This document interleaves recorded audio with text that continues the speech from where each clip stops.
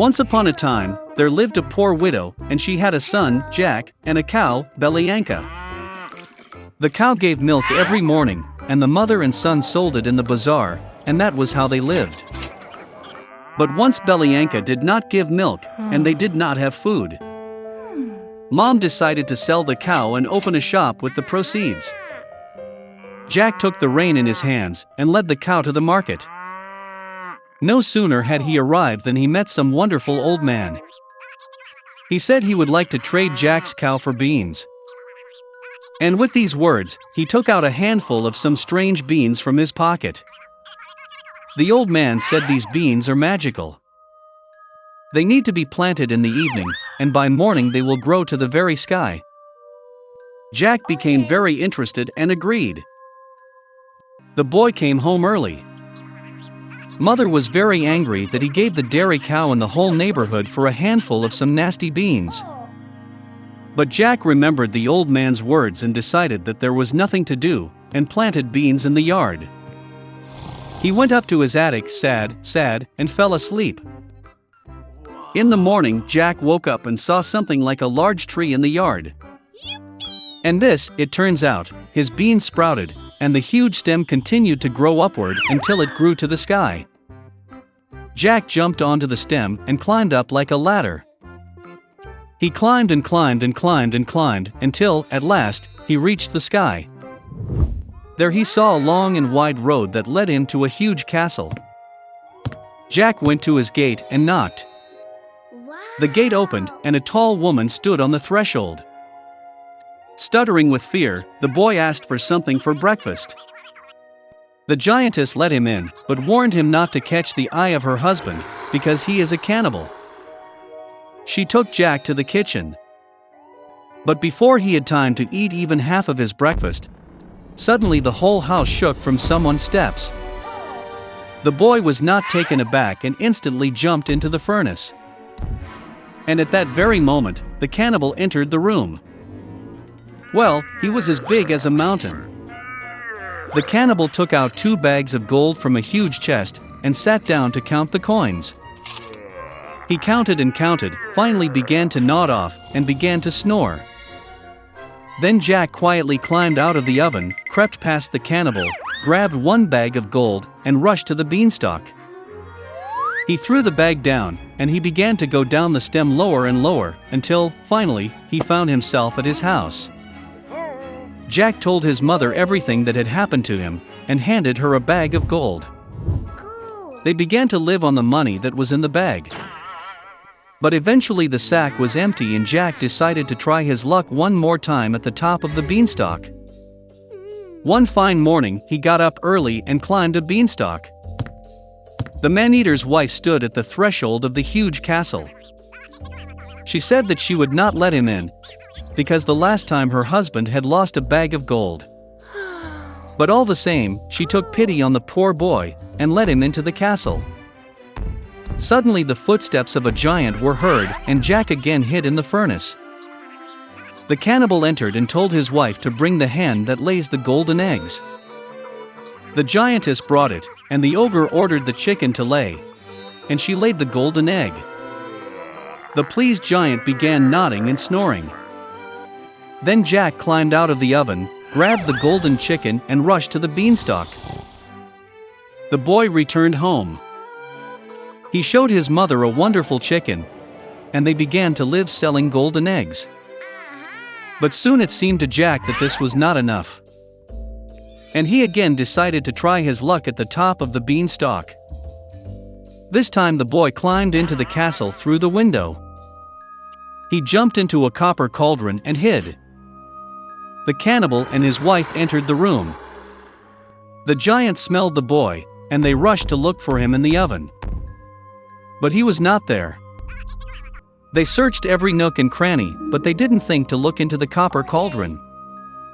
Desperate to search, the ogre ordered his wife to bring a golden harp and put it on the table. Under her beautiful sounds, the cannibal snored.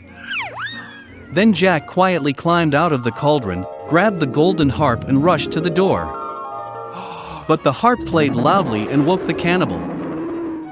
Jack ran at breakneck speed, leaping onto a beanstalk, and the giant in pursuit. Jack went down to his house and yelled at his mother to carry the axe.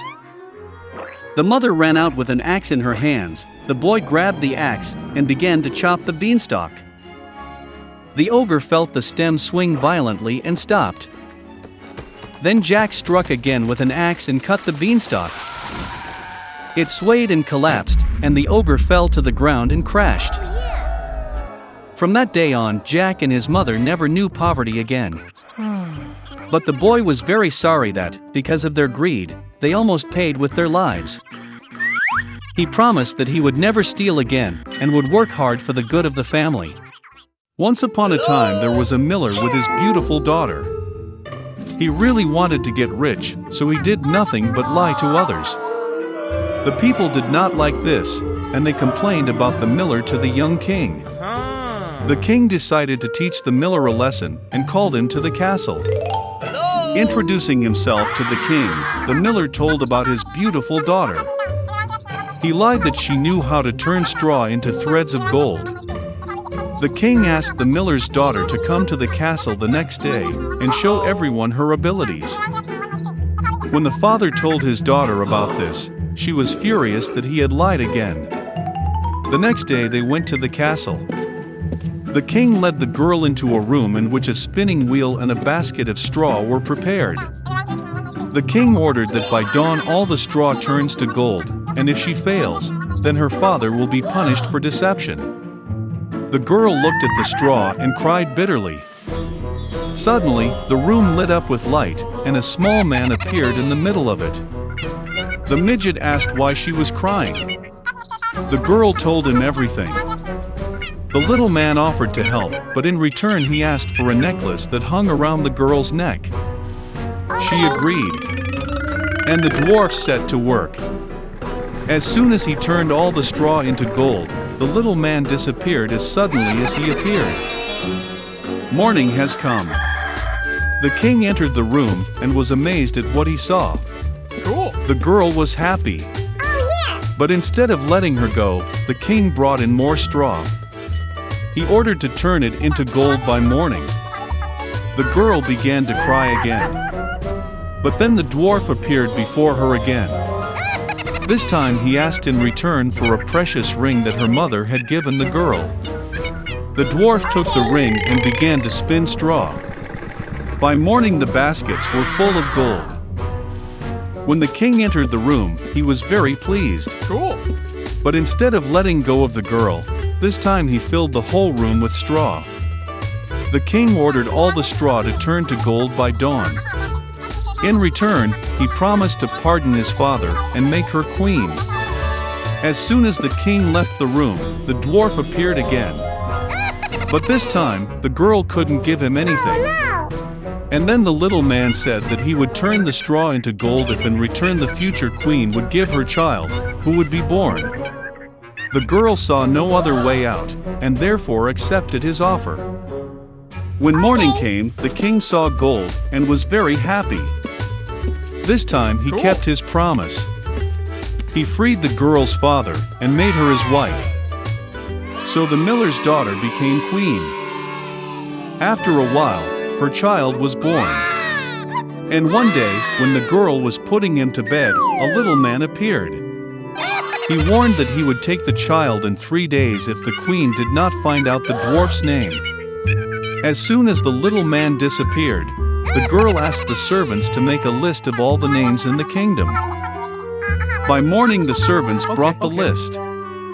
When the dwarf appeared, he asked the queen what his name was. She began to read all the names on the list one by one. When the queen had finished, the little man said that none of the names fit. And he disappeared. The girl asked the servants to make a list of all the names in the neighboring kingdoms. By morning, the servants had written on a piece of paper all the names they found. When the dwarf appeared, he asked the queen what his name was. She began to read all the names on the list one by one. But there was no right one among them. And the little man disappeared. The queen asked the servants to visit all known countries and collect as many names as possible.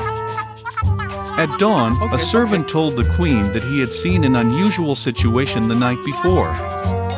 Walking through the woods, he came across a small house. In the courtyard near the fire, some dwarfs sang a song that tomorrow the queen's child would finally be his. And at the same time joyfully shouted out his name. His name was Rumpelstiltskin. When morning came, the dwarf appeared again. He asked the queen what his name was. The girl pretended not to know his name and began to read the names from the list. With each new wrong answer of the queen, the little man became more and more joyful. Finally, the girl uttered his name.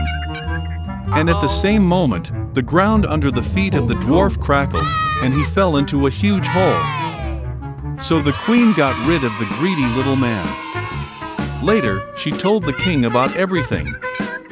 He saw that the queen was sorry for what had happened and forgave her. Since then, they have lived happily ever after.